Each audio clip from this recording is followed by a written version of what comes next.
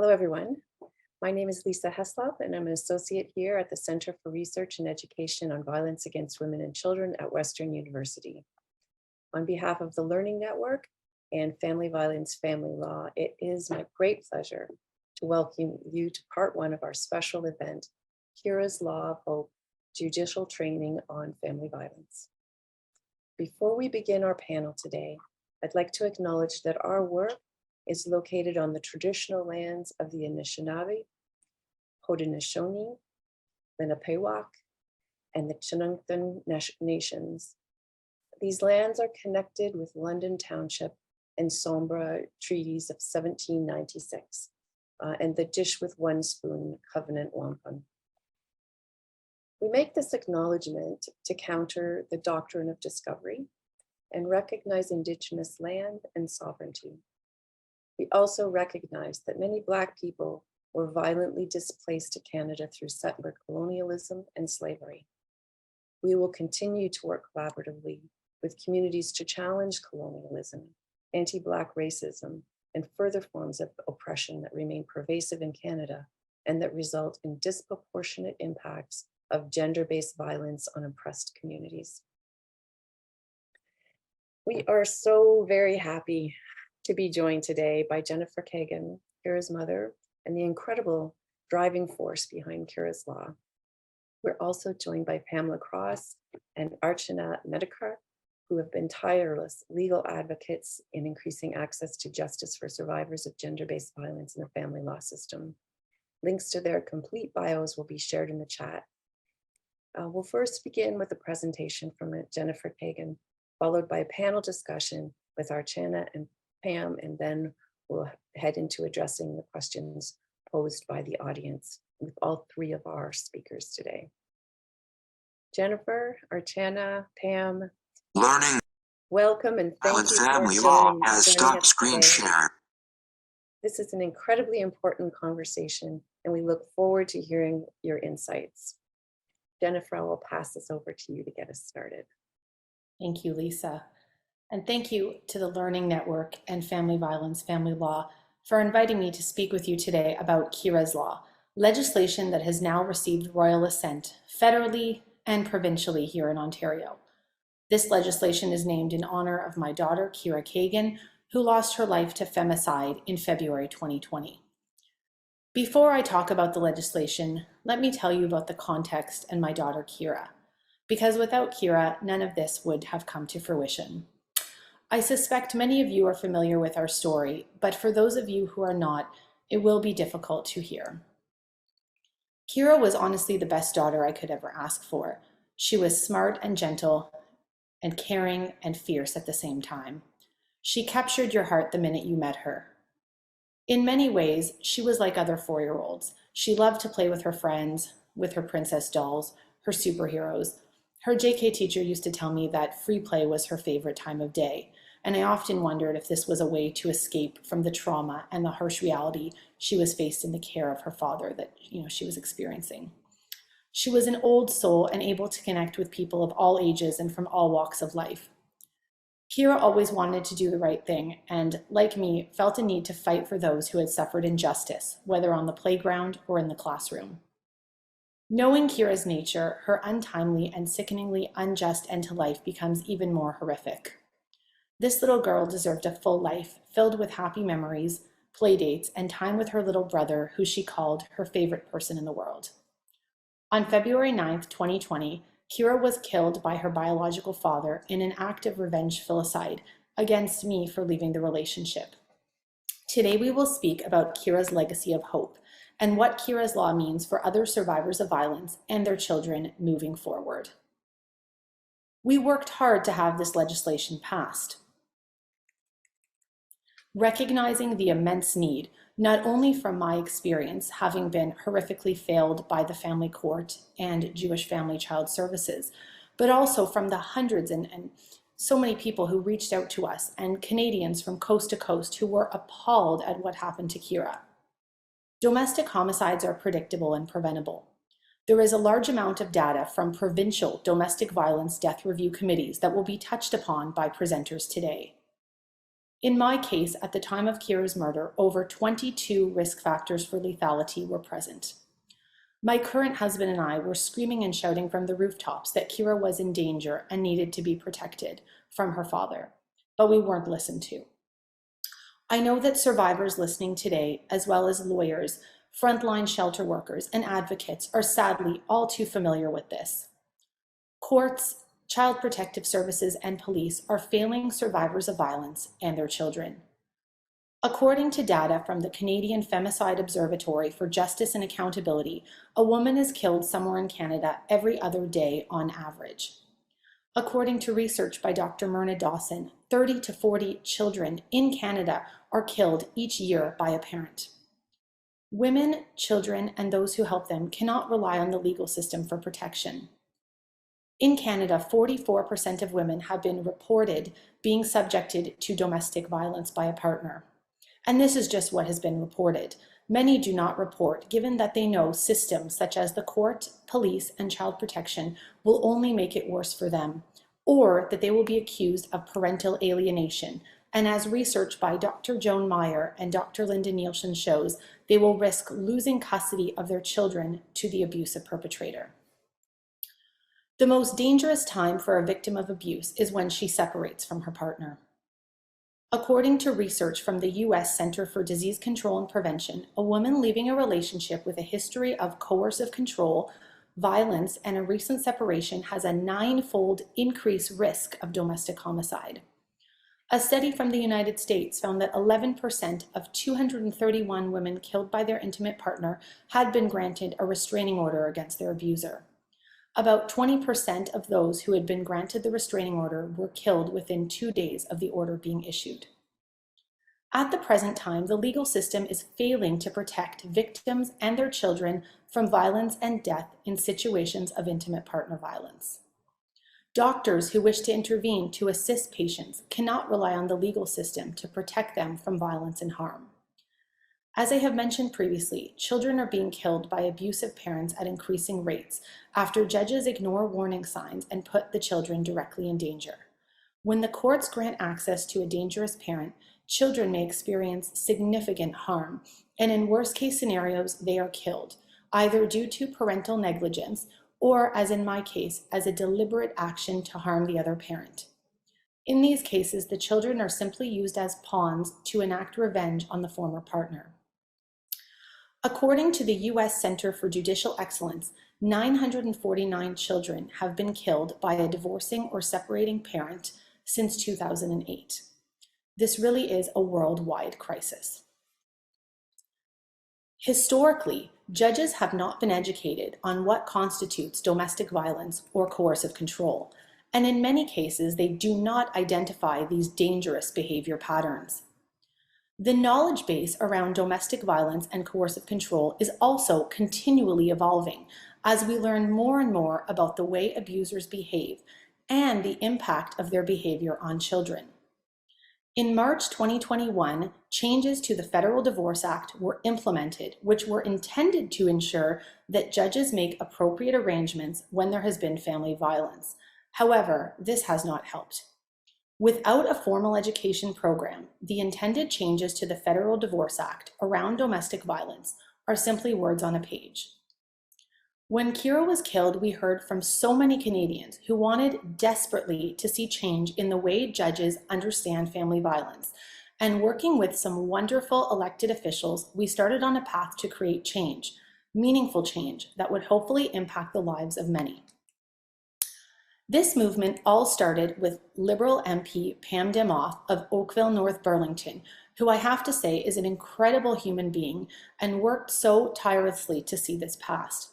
And subsequently with her excellent colleagues, MP Andrew Dillon and MP Yara Sachs, Bill C-233, also known as Keira's Law, a private member's bill, was introduced in the House of Commons. This bill was introduced by MP Dillon in February 2022, around the timing of the 2-year anniversary of Keira's murder. Keira's Law aims to reduce femicide and filicide by raising the level of education that federally appointed judges receive on domestic violence and coercive control. It was strongly supported by Canada's Attorney General, David Lametti, who stated that, and I quote, "What happened to Keira never should have happened. Through the advocacy of her family, Jennifer Kagan, and my colleagues, Andrew Dillon, Pam Demoff, and Yara Sachs, Parliament has officially passed Keira's law, ensuring judges will be trained on domestic violence and coercive control." Beyond the education and training, Keira's law brings the conversation about domestic violence and coercive control out of the shadows where domestic violence only thrives and into the limelight. The media coverage of Keira's story and Keira's law has been extremely powerful in pushing the national conversation forward and bringing these issues to the forefront. Hearing the entire Senate speak at length about domestic violence was very powerful, as historically, this has not been a common topic in that setting. Keira's law has been touted as one of the most significant changes in the domestic violence arena in decades. For many years, advocates have been calling for change, but this has not often been coupled with political will. Our efforts to call for change and mobilize elected officials were significant. Keira's law received support from members of Parliament of all party stripes. Liberals, Conservatives, NDP, Bloc Party, and Greens all recognize the need to better protect survivors and children in situations of family violence. Private member bills rarely pass, and Keira's law flew through the House of Commons in just 4 short months, with unanimous votes in support from all elected officials, including the Prime Minister and the leader of the official opposition. The urgency to pass this bill was also recognized in particular by the chair of the Status of Women Committee, MP Karen Vecchio, who ensured that Keira's law moved quickly through the committee stage. Once passed in the House, Keira's law went to the Senate under the stewardship of the Honorable Senator Pierre Dalphond, a former Court of Appeal judge who sponsored the bill in the Senate and worked tirelessly to see it pass without any delay. He spoke powerfully in the Senate on many occasions about how domestic violence towards a partner is relevant to parenting. 3 readings of the bill took place in the Senate. After the 3rd reading on April 18, 2023, Keira's law passed in the Senate and went on to receive royal assent. Passage of a bill like this is not a small feat, and we want to thank all of the members of Parliament and senators involved for their efforts. This really is historic legislation for survivors of violence and their children. The provincial government of Ontario took Keira's law one step further when they mandated that all new judges must undertake to undergo domestic violence, coercive control, and sexual assault training as a condition of their judicial appointment. This is contained within Bill 102, introduced by Ontario's Attorney General, and it received royal assent in June 2023. That means that all new judges in the province of Ontario at the provincial level must receive this training. While the culture shift of Keira's law may take time, these bills are a very important step.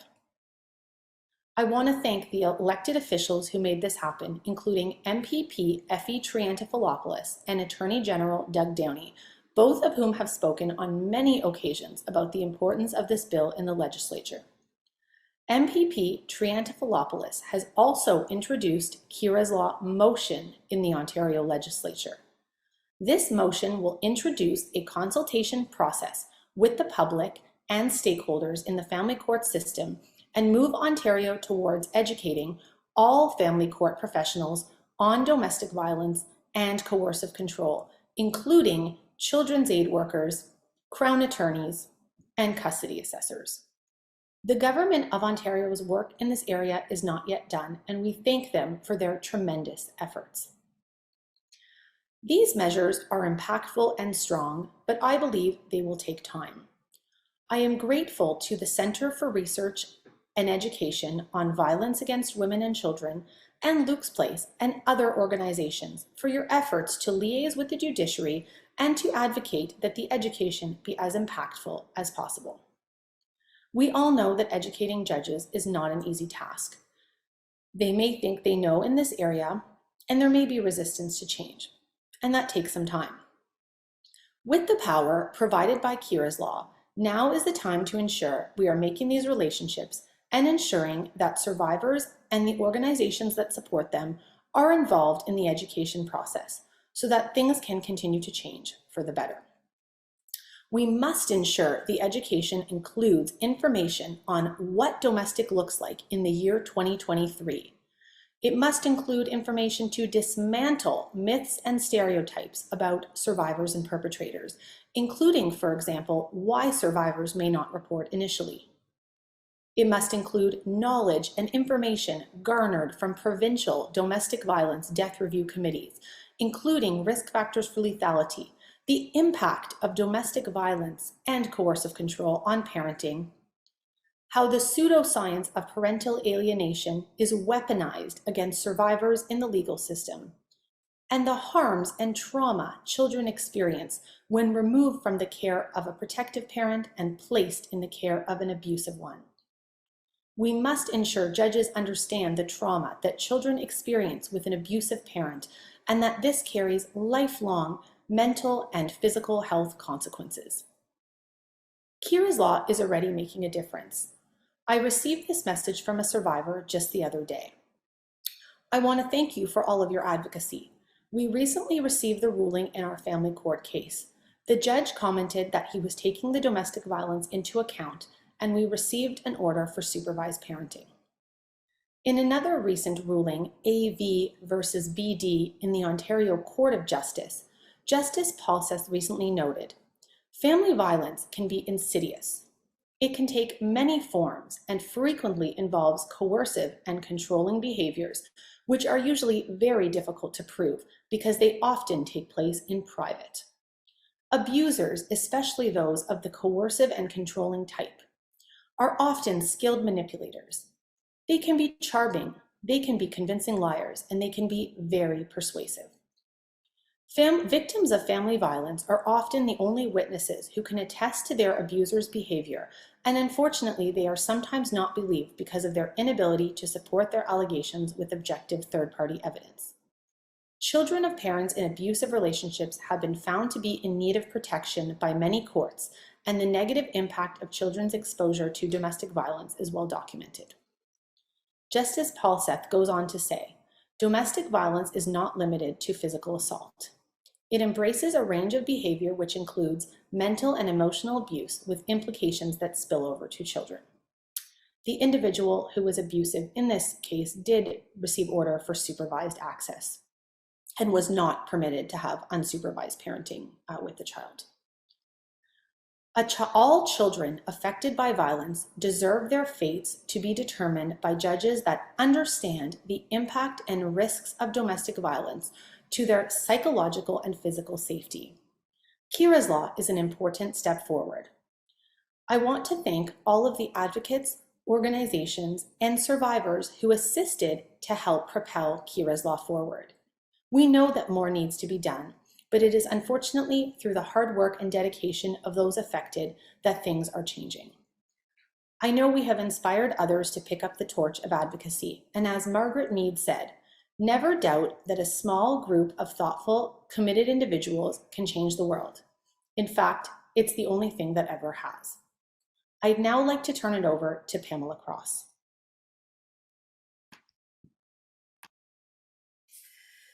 Thanks, Jennifer, for starting us off so powerfully. I want to say a few more words about Jennifer, who is a truly remarkable woman. We first connected just a short while after Keira's death in 2020. Jennifer's passion for finding some kind of justice out of her terrible loss shone bright even then, and it has never dimmed. Her commitment, courage, and tireless efforts over the past 2+ years have been phenomenal. She really does not ever give up or take no for an answer. Many of us have advocated for years, for decades actually, for judicial education about intimate partner violence and have been largely unsuccessful. Without Jennifer, there would be no Keira's law, and the rest of us would still be banging our heads against a wall of resistance. So thank you, Jennifer, for all of that work. It's really important to fully understand the significance of Jennifer's role because it speaks to the importance of ensuring a place for the many voices of survivors in everything we do. Without those voices and without those lived experiences, our work would lack authenticity. It's not enough, for example, for me to think about an issue such as IPV education for judges only through a legal lens. I need to also understand it through the multiple lenses of women and their children who have experienced the outcomes when judges lack that education. All of our work is enriched when survivors are an integral part of the process. Let's take a look at lawyers and the need for them to be educated about intimate partner violence. After all, it's lawyers who become judges, so in addition to making sure we educate the judges, why not move upstream and make sure lawyers know what they need to about IPV? It's tough at some law schools to even find family law courses. Where those courses exist, family violence may be mentioned in passing, or outside experts may be brought in to teach a special class. But law students learn very little to nothing about the practicalities, how to identify the presence of intimate partner violence in a client or in a case.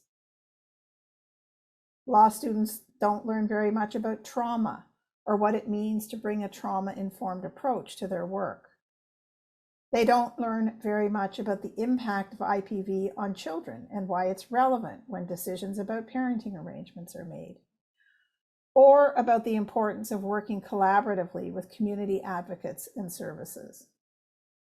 As far as I know, and if someone wants to correct me on this, I'd be really happy to hear it, there is no Canadian law school where learning about gender-based violence or intimate partner violence is part of the mandatory curriculum for all students. Once law students are unleashed on the world, unless they have a personal interest in learning more about intimate partner violence, they can go their entire career without being required to learn anything about it, even if they're family law practitioners where they will routinely encounter clients who have been impacted by it, whether that is as a survivor or someone who has caused the harm. There are some good models to look at in terms of training for lawyers. Some law societies, and Ontario's is one of them, offer continuing professional development opportunities in the area of intimate partner violence, but not all of them do. And as far as I know, none of what is offered is mandatory.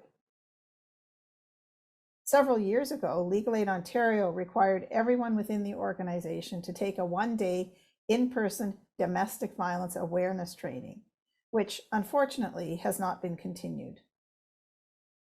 Some women's violence against women organizations offer training for lawyers who want to represent survivors of intimate partner violence. Among these are Ontario's Luke's Place, where I work, and the Saskatchewan Shelter Association, PATHS. I can talk more about these models during the question period if people would like to know more about them, but for now, I'd like to move on to talk about judges. Judges were once lawyers, and we know that despite increasing diversity in the world of lawyers, it is a profession disproportionately populated by privileged people. This means, of course, that judges likewise overrepresent people with privilege in terms of race, religion, gender identity, class, ability, and so on.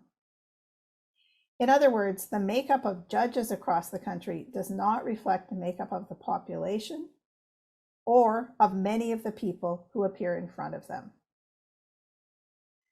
Because, especially in family court, judges use discretion in making their decisions, the fact that the background of a judge may be very different from that of the people appearing in front of them is problematic. In situations involving IPV, add to this the fact that there's very little education on the topic for them. The issue of judicial education in this country is highly fraught. Judges are independent and autonomous, and we want that. In particular, they don't answer to the government, and we want that too. But that means it's tricky to legislate educational requirements. While judges do receive education on a number of topics, particularly when they're first appointed, when it comes to what are often called social context topics, the issue of education is controversial. A fine line has to be drawn between the objective education and anything that could look as though it's an attempt to bias judges for or against any particular perspective. Here's an example. Those of us who work with survivors of IPV see education about topics such as the dynamics of abuse, post-separation abuse, trauma, the impact of intimate partner violence on children and on the parenting ability of the abuser, and so on, as being important for judges so they can bring an informed mind to making decisions in these cases. While others, including those who work with people who have engaged in abusive behavior, fear that this will bias judges against their clients. It's not just in the area of IPV that this challenge has arisen, but that's what we're talking about today, and so that's what I focused on. And we're far from sorting it out. There are some excellent models for judicial education on intimate partner violence, or more generally, gender-based violence, and perhaps we can explore those in the question period. Finally, from me for now, I want to note that one way of helping judges better understand IPV is for advocates to provide expert evidence to the court. Very little of this happens right now, but there are a couple of projects underway that might change that. I'll come back to that topic in the question period, but right now I'm going to turn things over to Archana.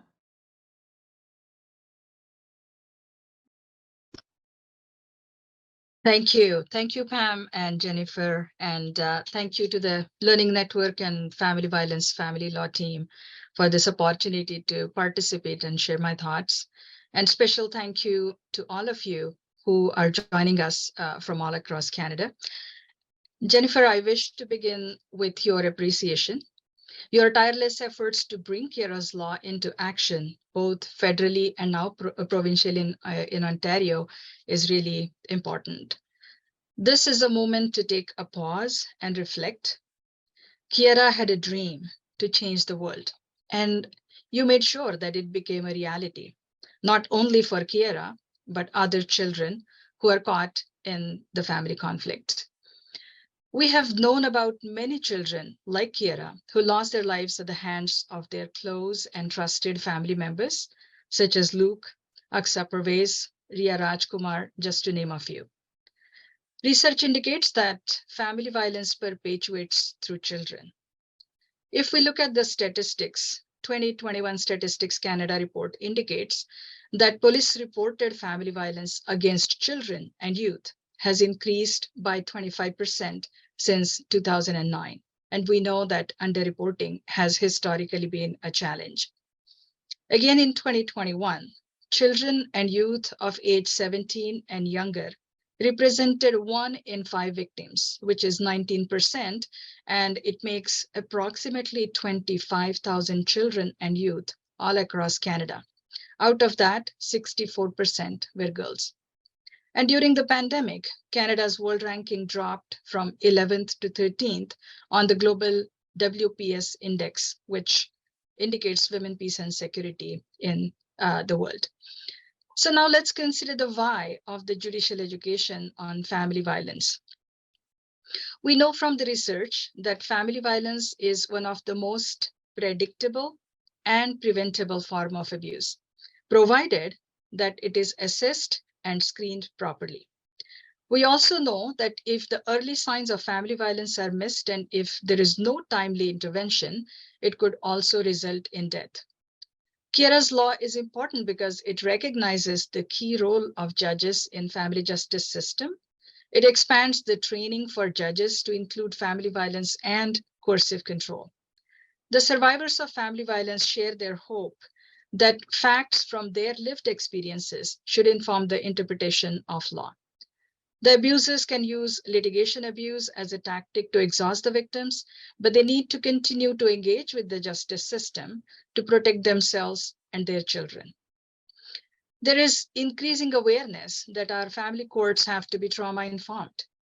The family court judges are protectors of children's best interest, and not only their physical well-being, but protecting them from the adverse childhood experiences or ACEs. The judicial training would enlarge judges' intersectional understanding of relevant multicultural social context in which family violence disputes are situated. So it is clear that safety of real lives depends on judicial approaches in deciding family violence cases, and it's crucial to hear from those who live in fear. Very briefly looking at the international perspective, last week I attended the high-level political forum at the United Nations headquarters in New York. On July 19th, Canada presented its second voluntary national review, or VNR, in implementing the 2030 Agenda for Sustainable Development.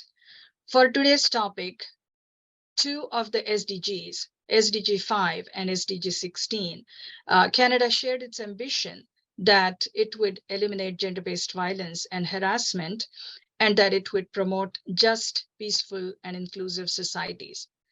Canada reported that it will ensure that Canadians are safe and secure in person and online. Keira's law would support this ambition to make the family justice system effective and strong institution. I briefly note that Canada has also ratified UNCRC, UN Convention on the Rights of Children, and it recognizes the importance of children's participation in defining their own interest and agency. I would now explore three different dimensions of Keira's law, which Pam and Jennifer have briefly discussed about. But broadly speaking, there is a need to continued public confidence in our family justice system. It has to reflect our enhanced understanding of family violence, and that has to reflect in judicial decision-making, and of course, to save human lives.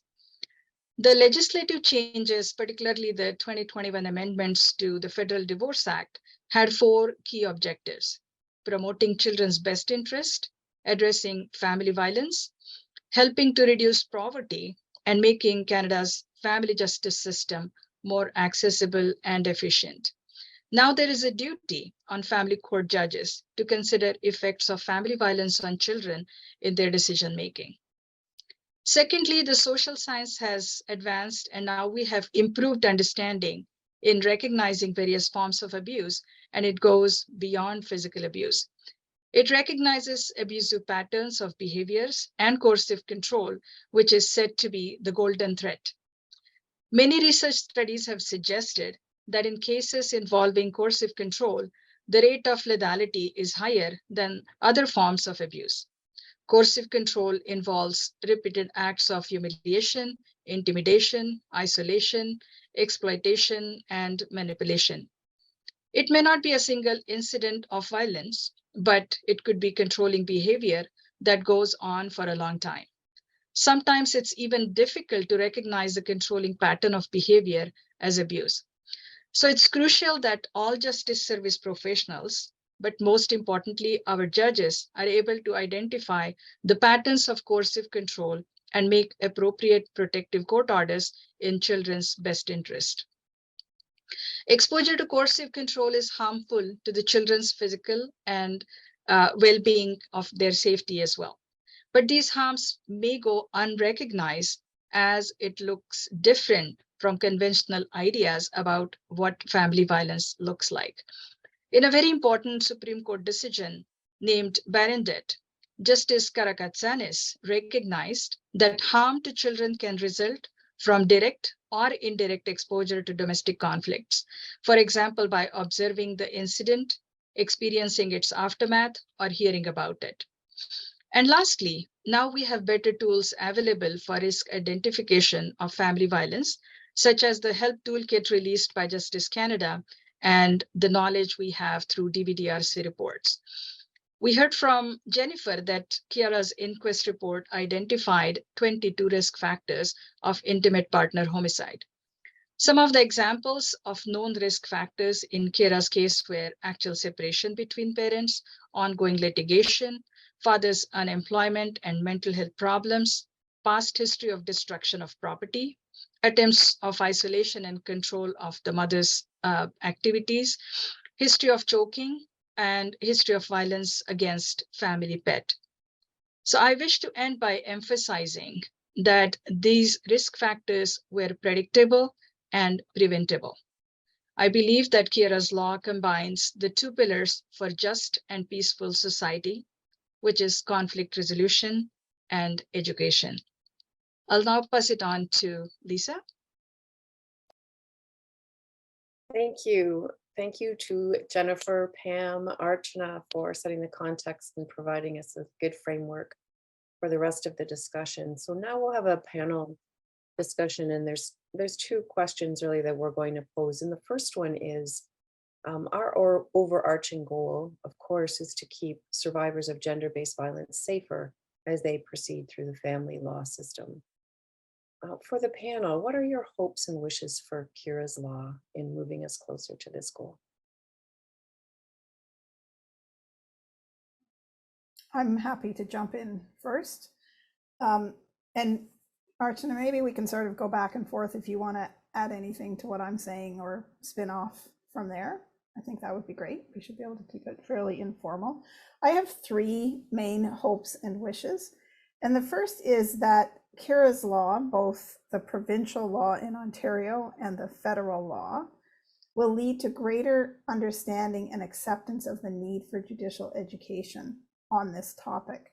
I noticed in the Q&A, a number of people have asked, how can we get this kind of legislation in other provinces? And I think that's kind of at the heart, in some ways, of what I would like to see come out of Keira's law, to the extent that it now exists federally and in Ontario. This is something that should be in place in every jurisdiction in Canada at the provincial or territorial level, not just at the federal level, because a lot of judges are provincially appointed, and without laws at that level, those judges are not going to find themselves required to undertake this education. So that would be my first hope and wish. My second is that the spirit of the legislation is embraced not just by the judiciary, but also by lawyers and everyone else who plays a professional role in the legal responses to intimate partner violence. Families like Jennifer's, and perhaps like some of you who are participating in this webinar today, encounter a host of professionals as their case moves through the family court process.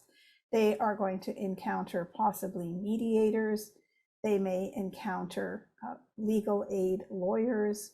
They're certainly going to encounter clerks and other court staff. I'm sure I'm missing half the people that they're going to encounter. And we need to ensure that all of those people are well educated and well informed on the issue of intimate partner violence. I think there are some aspects of that that are especially important. And I'm sure we all have our pet topics, so I hope other people on the panel will jump in with theirs. But for me, one of the critical issues that I see professionals not understanding is the reality that abuse continues after separation, and indeed even after a court case is over. Judges and everybody else in the family court system have to understand this. The tap doesn't turn off just because a woman decides to leave the relationship in which she has been subjected to abuse. It continues, it intensifies, the children become drawn into it by the abuser, obviously completely unwittingly. And as Jennifer's story tells us, tragically, in the most extreme cases, those children can become victims of the abuser in his ongoing efforts to maintain power and control over his partner. So I know I said I had three hopes and wishes. I'm going to save my third one for a few minutes so that Archana can get in on the conversation here.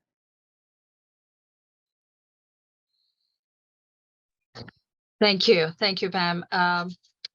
I just wish to connect the issue of judicial education and further expand it with public legal education and need for it, because I know that now that we have Keira's law, and there is common understanding that key justice players like judges need to be educated, I think we need to look at the further expansion of that spirit, as you said, Pam, to public legal education, because education could play important role in diagnosing the causes of social problems.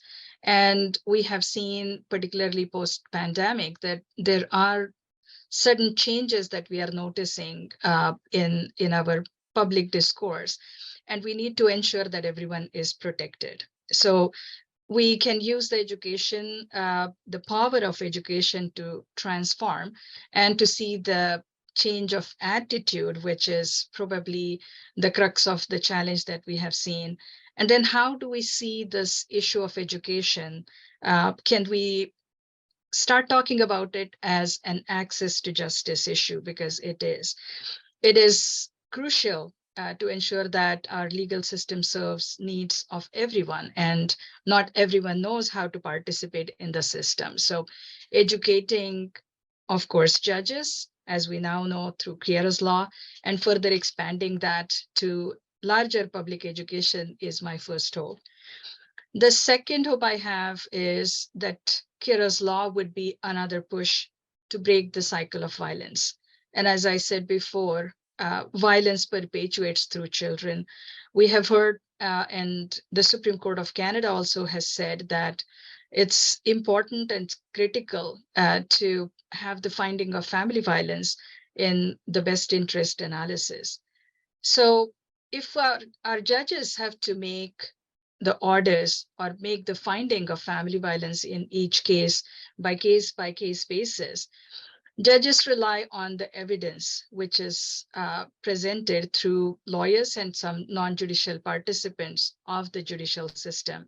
And Pam, you have underscored the importance of other non-judicial participants of the justice system. And I think we need to focus on that. And of course, you have mentioned about making it mandatory for family lawyers, at least to have domestic violence screening and training. And I think that one more aspect I would like to connect is what's the role of lawyers and other justice service professionals? We need to look at it in a way that make it more productive. For example, referring the client to essential non-legal services is not necessarily considered within the scope of lawyers' role. But I think what we know now, there is interdisciplinary solution that only keeps anything sustainable in family violence cases. So we need more than judges and lawyers. We need social workers, we need shelter support staff, we need mental health professionals, counselors. So I think the evolving role of lawyers and non-justice participants is something that I hope that we see and start talking about. I'm going to jump back in with my third hope and wish, and that is that we have the wisdom to build on what we have already learned, rather than thinking we've got to start from scratch to figure out what judges need to know and how we should teach them about that. And I'm just going to point out one best practice that I'm aware of. I'm sure there are others. Archana, you may know some. And this is a model that was developed by the National Judicial Institute, which is, as the name would indicate, a national institute for judges. It's responsible for much of the education that is provided to judges across the country. This was several, perhaps in fact, even many years ago now. And this model was a series of seminars. They were called Managing a Domestic Violence Trial. They were aimed at family and criminal judges, both separately and together. In other words, family judges had a training, criminal judges had a training, and then there was one where the two different courts were brought together.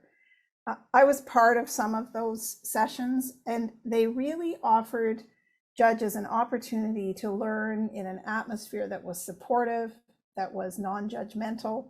They were surrounded by a team of domestic violence experts. They worked with a fictional case file and had the opportunity over, it was 3 or 4 days, to talk, to reflect, and to consider what they would do in different situations that would arise in a typical, if there is such a thing, family law case and criminal law case involving domestic violence. So that's been done.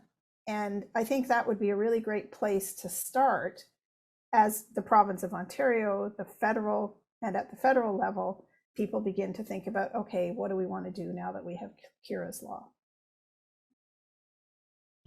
Thank you, Pam. I just want to add one aspect in my hope, and that is considering how much diversity we have in terms of the parties who are participating in family justice system. It's important that, and you have touched based on it briefly in your remarks, Pam, that we need to focus on educating about bringing the cultural sensitivity.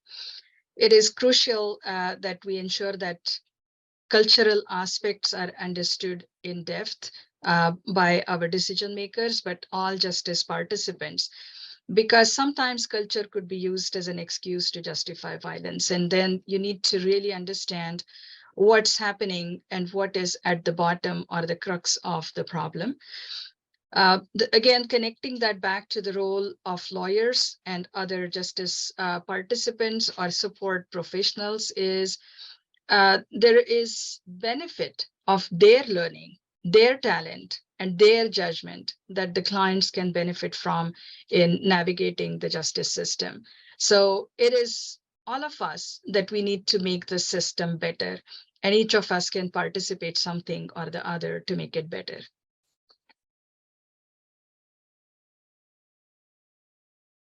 Thank you both very much.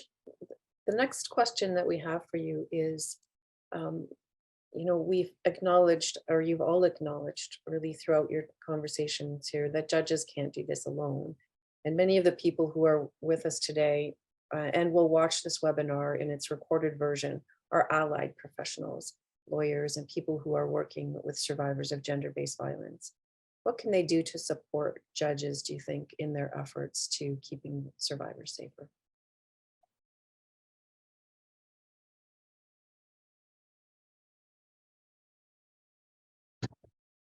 Okay, I'll go first and maybe then Pam, you can jump in.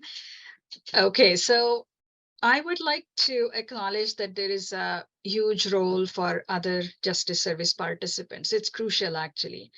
It's crucial because it's important to early identification, referrals, and maybe documentation of their contact with the survivors, which could be useful in future court litigation as documentary evidence to connect the dots, to understand the patterns, the escalations. I'm going to give some example in terms of what exactly each of the sector that I'm taking as an example could look at. But we know that there are multiple barriers to disclosing the abuse, and there has to be strategies to identify that there has to be more supports provided, and it may not necessarily be at the target of where the service provider wants the survivor to go. So number one, the example could be what happens usually, and very simple example of physical abuse or injuries, when someone goes to a medical system, either doctors or nurses are the people that they come into contact, how it is documented, whether there is a disclosure of abuse as a reason for the injuries or not, how it's documented, what sensitive questions are asked, would allow the lawyers and judges to objectively look at that particular interaction of the survivor with the medical system at the historic point in time and connect those dots in the next step. Other aspect could be the enforcement agencies such as police. When there are domestic calls and the charges are laid or not laid, irrespective of that, how the documentation of the case notes is maintained could be crucial, because sometimes there are allegations which may not be proven, or sometimes there are barriers for disclosure, which could be linguistic, which could be cultural, which could very well be that the person is not ready to disclose at that point in time for different reasons. So it's important that those case notes are exhaustive and cover a lot of different kind of conversations that took place. And then that sometimes triggers the CS protocol or the Children's Aid protocol. Police would usually follow the protocol of informing the Children's Aid after responding such domestic calls, and particularly when the household has children. So the risk assessment protocol of the CS are such that if the parents are separated, if children are considered safe in care of a particular parent, they would close their file saying that now there is no more risk. But in many cases, the parent having children in their care may not be safe themselves. They might be living at a shelter with children.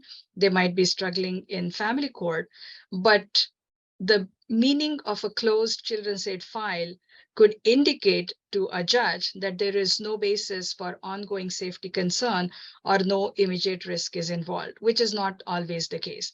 So some of these examples we looked at, I was part of another research project studying the impacts of domestic violence on immigrant communities. And our research finding revealed that lack of coordination between different institutions that are involved in providing services to families in abusive and violent conflict can increase the risk of harm. So our family court, criminal court, immigration authorities, social services, child protection agencies, we have to look at it holistically and break down the silos. So I think there is a huge role for other than non-legal service participants, and it's crucial. Pam? I'm going to mention a couple of things here. First, there is education available to lawyers, and some of it's really great.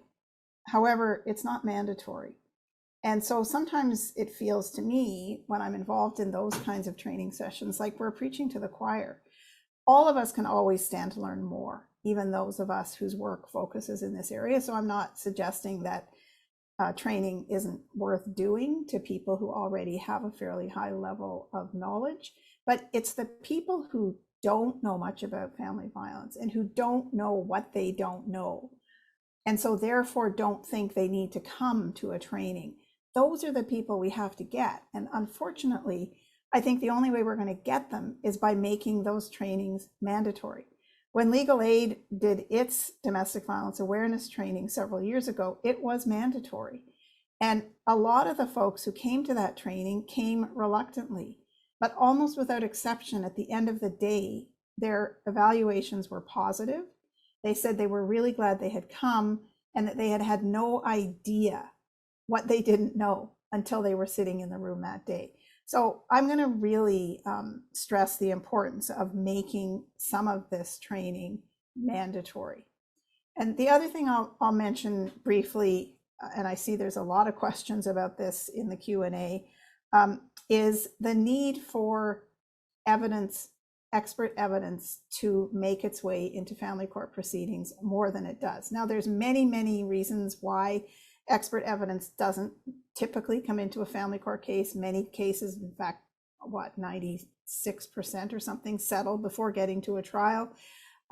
We've got an unrepresented rate of litigants in Ontario in excess of 60%, I believe. Somebody who's representing herself is hardly going to know how to go about the process of bringing an expert in to testify on her behalf. But setting those aside for a minute, there are a lot of people who are experts, and those are frontline workers in violence against women organizations who have helpful, critically helpful evidence, expert evidence they could be sharing with the courts. But they almost never are called as witnesses. And also a lot of those workers, and I think some of you are on this webinar with us today, you probably don't think of yourself as an expert in the legal context. You don't have to be a legal expert. What you have as your expertise is your years of experience of seeing hundreds, sometimes thousands of women with their children, of seeing what the patterns are, seeing what the trends are, learning about the impact through the work that you do. And I'm really excited to say that in Saskatchewan, the Provincial Shelter Association, which is called PATHS, has a project underway right now. It's a pilot to explore how to prepare frontline workers to be expert witnesses. The project has included research, consultations, and development of a pilot training for a small number of workers, which will take place in September. So I think we may learn a lot through that pilot project about what workers need in order to feel qualified to give expert evidence in a case. I understand that there's a similar project underway in Alberta, so if there's anybody with us today who's involved with that, when we get to the Q&A, maybe you can share some information about it. But I think there's a lot of valuable information out there that would be very helpful to judges. And we need to find a way to get it into the court process and make the people who have that information feel competent and confident to appear in a trial. Thank you. Thank you both. And can maybe we build, we're moving into the questions that have been posted in the Q&A now. And I wonder if we can maybe start by getting you to expand a little bit on that, Pam. You mentioned that there was some excellent models for judicial training. Can you highlight some of those that you think are particularly promising and what we can do to support those models? Well, I think the best model that I'm aware of, but others have had experience as well, is the National Judicial Institute series of seminars called Managing the Domestic Violence Trial. And I would love to see those dusted off, taken off the shelf, updated to reflect what we know now that we didn't know back when we were doing those seminars. For instance, I think we understand coercive control in much greater depth now than we did even 10 years ago. And to explore the role that plays in both particularly a family law case, but also, even though it's not a criminal offense in Canada, it can come up in a criminal trial. One of the things I really liked about that model was that it was really interactive. The judges were working with a case, not a real case, obviously. And so they had a chance to think through without feeling like somebody was lecturing them, because we've all got our pride and we all think that we know quite a bit about things, even sometimes when we don't. It seemed like a very positive and constructive atmosphere for learning. Thank you, everyone. Oh, I have another question. The next question is, some folks are wondering if you could please clarify, does this mean that current judges are exempt from mandatory training about IPV and coercive control? Is it only for new judges? And I'll open the floor to any of you to respond. So the Department of Justice, and they're making the courses available. So current judges will have those courses available, and it will be tracked as to which judges are taking the course. And provincially here in Ontario, new judges will be mandated to take the training. Existing judges will have the option to take the training, and the training will be made available. But this is mandated for the new judges only in Ontario. Jennifer. Thank you. Another question from the audience: has there been any thought or consideration about improving the collaboration or interdisciplinary interactions between the justice system and the Violence Against Women sector? Sorry. I don't know the answer to that question. I mean, I think from the Violence Against Women sector side, we're always ready and available and interested in collaborating. But it has to be a reciprocal desire. Maybe I can leave it like that. Does that sort of, and just I'm wondering if you might want to say a few more words about the development of expert witnesses as one way to maybe promote that collaboration. Sure, but I'll actually give a different example first. One of the things that was so great about the Legal Aid Ontario training, and many of us in the violence against women sector have been, I would say rightly, extremely critical of legal aid over the years for its poor understanding of the dynamics of domestic violence and the particular needs that survivors have. So it was especially heartening when Legal Aid came up with this project and immediately reached out to the VAW sector to be the people to develop and deliver that training. So they didn't see it as something they could do internally. They realized they needed to bring in people who were actually experts on the topic. I think that's a great model. And I think any kind of education, whether it's for judges or lawyers or other people involved in the family court system, should turn to the people who have the expertise to develop the training. I think the development of training and supports for frontline workers who can perhaps become expert witnesses is sort of in a different category, in as much as that's not really a collaboration with the judiciary. It's something that the violence against women sector is taking on its own. But certainly once there are people who have, at least in Saskatchewan, been through this pilot experience, there will be outreach to the judiciary and to lawyers to say, hey, we've got folks here who actually know how to put together an expert report and have been taught how to appear as a witness and so on. And here are their names, and you should think about using them in your case. Thank you. Jasmine, did you have another question? Sure. The next question is, what role do you see the Children's Aid Society playing in supporting Keira's law?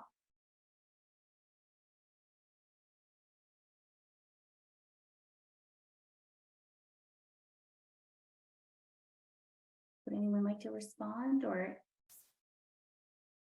Archana, I see you nodding. Okay, thank you. I just wanted to make sure, maybe Pam, you can jump after me. I couldn't see you on this screen. I believe that there is a role for Children's Aid Society, particularly the mandate to ensure that children are protected and their best interest is to be seen. There are many legislative changes that have come through the CYFSA, which is the act that usually is considered for child welfare matters. I think that as we speak about the culture shift, it applies to the Children's Aid Society as well. And there have been efforts to work with the GBV sector and the Children's Aid Society in order to understand what could be the role, for example, of a child protection worker if they are dealing with domestic violence allegations in the matter that they're working with, how to have the safe interventions, what could be the proper referrals, how to bring voices of a child into the conversation if it is, of course, age appropriate. And there are some examples of collaboration needed in very complex cases. Sometimes they could be termed as high conflict, but they could very well be the domestic violence cases involving very crucial complex aspects playing, which could very well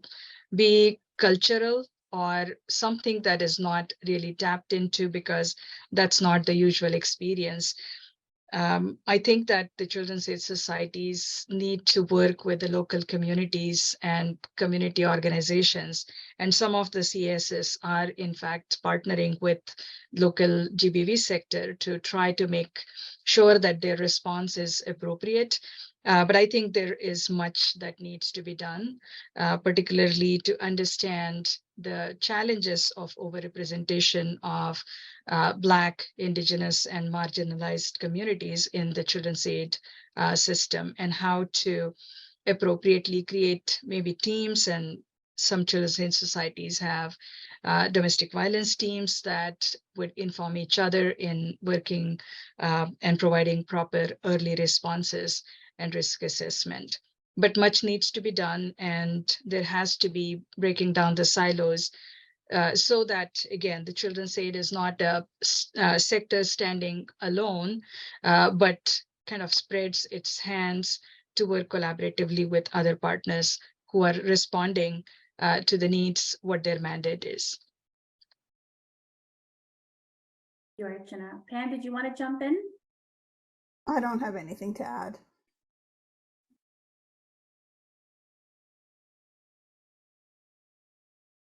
So another question from the audience: how can citizens get involved in advocacy efforts to increase access to justice for litigants in family justice proceedings who are survivors of domestic violence? For instance, how could someone become an independent advocate in Ontario, or especially in rural communities when they don't have access to agencies like Luke's Place? Well, this is my favorite topic, so I'm going to answer it first. There are certainly ways that individuals can become involved in advocacy, no matter where you are, rurally or living in an urban setting. In Ontario, Luke's Place does have a feminist law reform advocacy coalition, and you can get in touch with us and we can put you on our mailing list, and that way you hear about anything that we've got going on. And we like to hear from anyone who's a member of our coalition with ideas of areas where you think law reform is needed. We do also offer, and it's free, it will be online within the next couple of months, a course, a self-directed e-learning on how to do effective advocacy. So if you're someone who wants to do advocacy, but you haven't done it before, maybe you don't really know how to get started, that course could be helpful to you.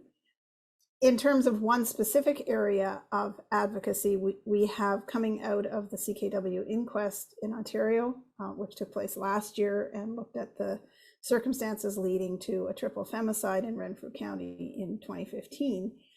We've developed a toolkit specifically to assist individuals and organizations who want to advocate on issues related to that. I would suggest, if you're in another province, that you reach out to the Shelter Association for your province or territory, because that organization will often know how you as an individual or as part of a small organization can get involved in advocacy. And one final comment is, check out the website for the Chanterelle Alliance. This is a project undertaken jointly by NOL, which is the National Association of Women in the Law, and Luke's Place, that is looking at feminist law reform advocacy across the country. So there's a few suggestions from me. And I was going to add to it as well that a lot happens on social media, and I think we're all familiar with the power of social media, either for good or not for good. But jump on Twitter, make an account. There's large networks, grassroots networks of advocates who are connecting with one another through social media. So even as simple as sending a message or, joining sort of some of these grassroots teams, in addition to, the excellent suggestions Pam provided. I find that when people start having the conversations, when you have one person, something happened to me, but a bunch of people are saying the same thing, there's power in that, right? And there's power in those numbers, there's power in those conversations to sort of make those connections. So if somebody does have a very strong interest in advocacy, you're also welcome to send me a message on Twitter or social media, and get that started, in addition to some of the more formal measures that are certainly taking place. The next question is, many folks are wondering, does Keira's law apply to justices of the peace as well? So in Ontario, it does. That the education contained within Bill 102 on a provincial level would apply to both judges and justices of the peace. So the answer is yes. Thanks, Jennifer.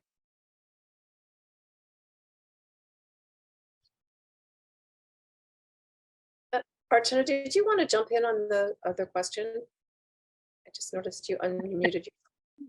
Sure. Just to go back to the previous question, I wish to add something which is not a long point, but I think sometimes it is important to have your voice heard at various platforms to inform various spaces. And at this point in time, NJI, which is the National Judicial Institute that deals with planning and delivery of judicial training, they have opened the appeal to people, and they're looking ideas from the public. So I think it is really crucial that when they have opened up the conversation, that people respond to that and share their ideas, that what do they see as gaps from their own experiences, which could be their personal experiences, which could be their professional experiences, particularly working from a sector that you are looking at. What are the barriers to access to justice, and what do you want NJI to focus on judicial training? I think we can share the link in chat, but it is crucial that we know that this call is out, and I think that people should consider that as one of the possible forums for advocacy and having their voice heard as well. Thank you. And then this will be our last question. And then I'd like you to each have some time to just provide some of your last remarks or anything that you think is important to touch on. But this one, maybe Archana, while you have your, you muted yourself again. This was a question about that you mentioned there was support agencies often work in silos. And I think we know that that's true. And certainly the DVDRC has highlighted the need for coordination and collaboration. But from the audience, how do you think you can break those silos and increase coordination and collaboration? I think that the first step of that is to have the vision and frankly, to feel that it is crucial that all answers for this complex problem of family violence is not in law. It is all of us, multi-sectoral approach, and people sharing their knowledge is crucial, because certain times the solutions which are needed from one sector could be temporary. Someone going through difficult times, going to counselor, it would give them support, but that may not resolve the root of a problem, which could be elsewhere. And that's why the interconnected nature of the challenge, the complexity, means that after the counseling, the person involved in counseling decides what's the next path, whether they need legal relief, whether they have appetite to go to the court and seek relief or not. And sometimes it would mean that they may not be able to do it themselves. So there are many agencies that provide various types of supports, which could be how to apply for legal aid certificate if you are not able to pay for your own legal fees, if you qualify, of course, financially. There could be many other supports available at the courthouses, at the Family Law Information Center, going to that center and trying to understand what options are available as a legal remedy is possible. Sometimes going to the agencies to have a program that we have here in Ontario called Family Court Support Worker Program. Some of the agencies would, in fact, accompany the survivors while they participate in the family justice system, and of course, some other systems as they navigate to make sure that their needs are met. They might connect you with needs for housing, for other types of support for mental health, or many other ways that you need to look after the well-being of children if they are with you. So I think that the core concept of this, of course, is collaboration and cooperation and multi-sectoral approach. But how do we do it is all of us embrace one key theme in our work, which is people-centered approach to justice. I think it is really important that we all understand what is needed at that given point in time, but that may not be a sustainable solution. The sustainable solution comes with over the period of time, all these challenges which are at the root of the problem being dealt with. And all of that at the context and at the background is there has to be continued screening for support. There has to be safety planning, particularly in cases involving challenges around safety and well-being of the people who are leaving the relationships, particularly with the children again. So it is important that we reimagine how we can change our work at individual level, but even collectively. And I think it is not difficult once we decide that's how we will build the partnership. That's how we will connect with others on individual level. As a practicing lawyer, I do have a list of geographically sorted out resources of various organizations.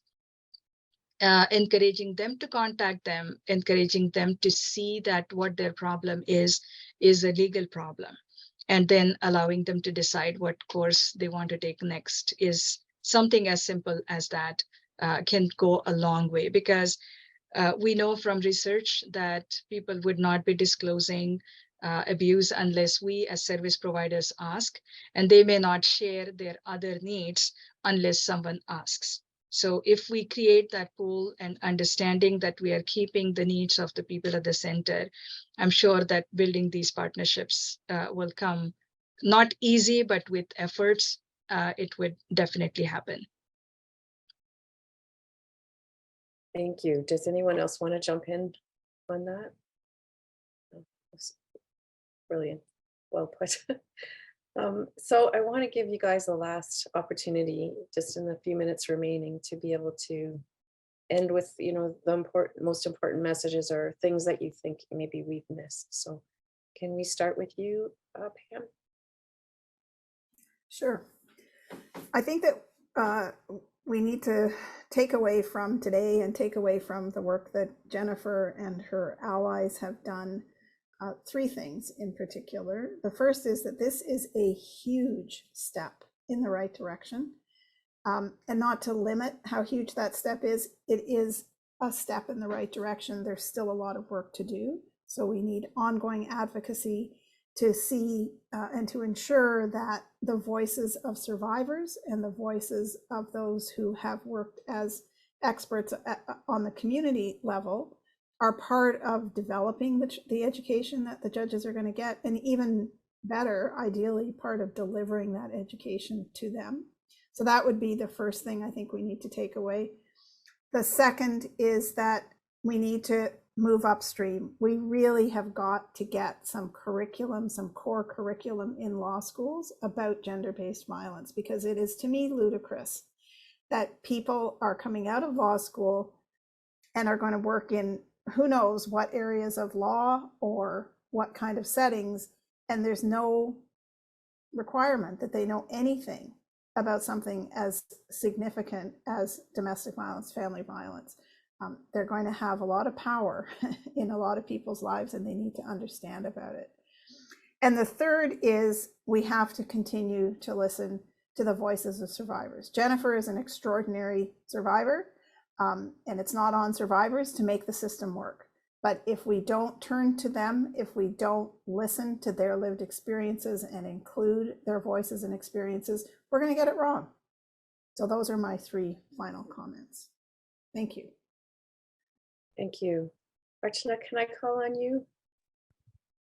Sure. So I would say that just continuing on what I shared earlier, practice actually indicates that there are multiple challenges in survivors accessing supports. Even though there are community supports available, they are not really easy to access that. And the issue, the crux of it is there is fear and secrecy about disclosing family violence. And sometimes there is some service delivery models which may not necessarily identify with people's experiences, particularly if they come from different cultural background, they have language barriers. So other aspect, which is, of course, we didn't really go into the detail today, but I really want to share that we need to focus on the strengths of children. There are children who can share their experiences if we ask them questions in a right manner, in a delicate, trained, perspective, and they can share what's going through them, their houses, their families, and they want to talk about and they want to be part of the solution of the challenges that they're facing. I think we need to listen to the voices of the children and allow them to participate in decision making, of course, in a age appropriate manner. And it's important for us to find ways to recognize that children's voices could become really prominent source of authentic information many a times, given what they have to share.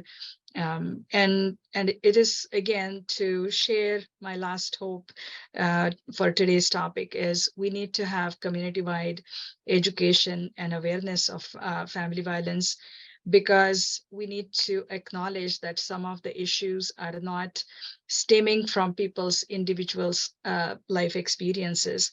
It could very well be systemic. It could intersect with many aspects which are beyond each person's capacity to deal with. And we, as service providers, need to identify that and provide initial supports for people to recognize that certain things are beyond individual and other people have to come in and support to do the right thing, whatever that looks like in case-by-case basis. And I, again, want to appreciate Jennifer's efforts and everyone who supported Keira's law. Thank you. Thank you, Archana. So that leaves the last word for you, Jennifer. Thank you. So I want to thank everyone today. You know, the advocacy piece, you know, thank everyone who was involved in that. And of course, my husband as well, Philip Viator, who couldn't be here today, but certainly has been very involved in the advocacy from a legal standpoint. And now we need to look towards implementation of this legislation now that it's, you know, we've gotten through and passed things. So we'll look towards the next steps. And thank you to Pam and to Archana today. In terms of questions around other provinces, so we have had discussions on a provincial level with various elected officials in various parts of the country, and I would suggest that if you're in a province outside of Ontario, that you write to your elected official on a provincial level in support of Keira's law, that there are some discussions taking place to move things along, and so you may start to see some of that. We could obviously use your help depending on what province you're in. The third thing is just, you know, to survivors, you know, it's not easy to use your voice, but, you know, you're not alone. And, you know, if you're in the midst of this, going through an awful court case, hopefully, you know, things will change. It may take some time, but, you know, we don't want to see any other child or family go through what we've experienced and what Keira's gone through. So it's really with that in mind, and of course with Keira in mind, that we've done all of this. So you know, hopefully things will start to get better, and there's a lot of people working on the ground here to try to make that happen. So thank you. Thank you so much.